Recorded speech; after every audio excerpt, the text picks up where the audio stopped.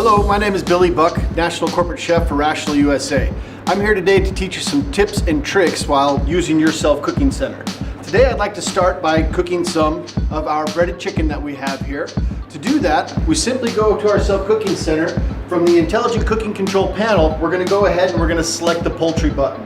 And from the poultry button, it's giving me different options here. It gives me the option for roasted, there's turkey, pan-fried, a duck breast here, we have grilled, we have Peking duck, we have breaded. So I'm simply gonna go ahead and select my breaded item, and then I'm gonna define the result. When the settings screen comes up, I have the options to decide, do I wanna use thin or do I wanna use thick? In this case, we're gonna use thin. When selecting thin, you can see that we're only gonna be working with time. If I go thick, we're going to be using the core temperature probe. To be using the core temperature probe, the product needs to be at least 3/4 of an inch in thickness or greater. So for this particular instance, we're going to go with thin, and then we're going to take our coloration level here from light to dark. We're going to go ahead with the medium setting. And then it tells me or asks me if I want to set the time. So for this particular instance, we're going to go ahead and we're going to cook this particular breaded chicken for 6 minutes and 45 seconds. You can see here now that the self-cooking center is giving me an indication that the temperature is rising and that it's preheating. So I'm gonna go ahead and oil our chicken now. So instead of putting this into a deep fryer, we're just gonna use a small amount of oil and place it onto one of our granite enamel pans. When breading the chicken, I'm just gonna go ahead and I'm gonna dredge my presentation side, dredge the bottom side, and then I'm gonna go ahead and place it on the granite enamel pan. So I'm just gonna dredge one side in the oil, place it on the pan here. I only dredge the one side because the oil is going to run underneath and it's going to fry the other side just fine. This is a great way of saving oil in your kitchen. You don't need as much, or compared to a deep fat fryer, much less oil that's being used. But I do want to make sure that I get all of it coated there. I don't want to have any dry spots because that's going to show up in my final result. So I've got one ready to go. Here we'll go ahead and dredge this in oil. I'm going to use just maybe a little more olive oil here. You can use whatever oil you want. If you're using an artificial product like Phase, if you want to use vegetable oil, whatever your preferred oil is, that's up to you.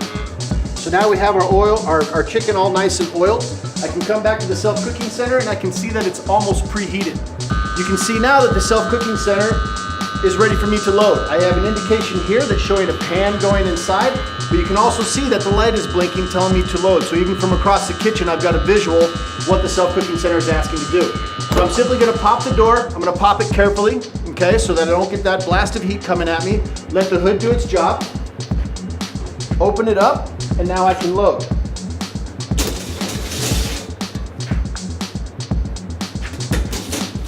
Once we have the product loaded, if you were doing 12 pans in this instance, you could load it up completely. Here we're only doing the 2, so I'm gonna pop it in there, close the pan, or close the door, and that's it. So now, what's happening with the self-cooking center? Right now it's telling me approximately 7 minutes in the cooking time, but I'm gonna go to my ICC cockpit, my Intelligent Cooking Control cockpit. When I select that, I can see exactly what's going on. It's telling me right now that it's working with dry air, it's 447 degrees, and it's allowing 50% of the moisture to remain inside of the cabinet. It's actually giving me a message right now that's telling me that the self-cooking center is recognizing the load quantity. How much food is it cooking right now? Once it figures that out, it may send me a message that it's made adjustments. You can see now that it's already skipped to step 4 out of 5, and it's running in combination mode.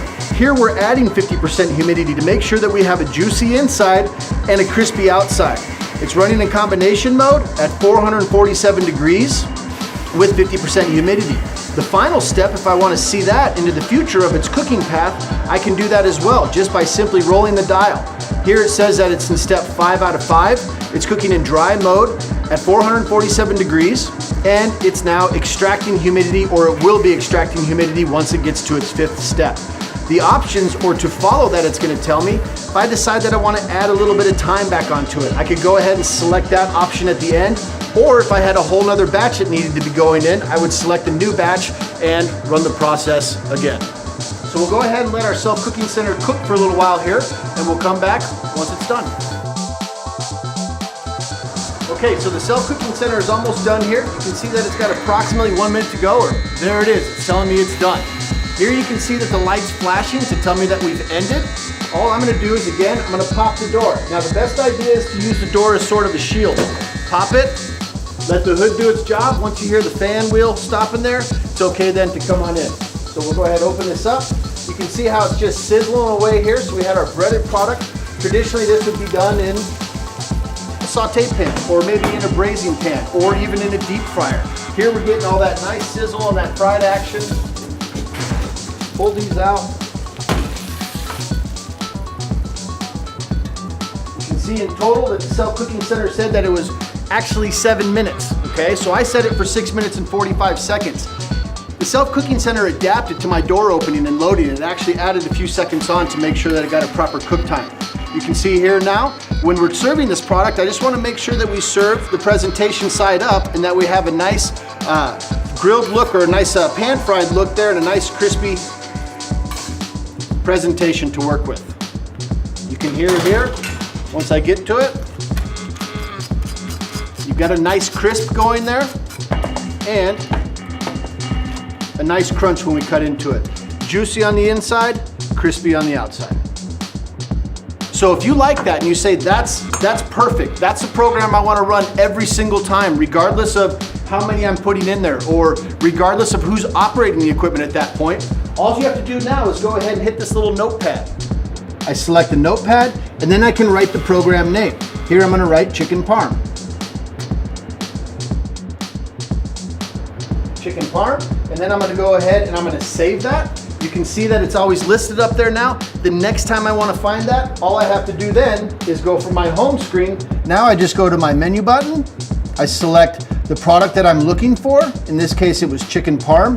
Select chicken parm, close the door, and the process repeats.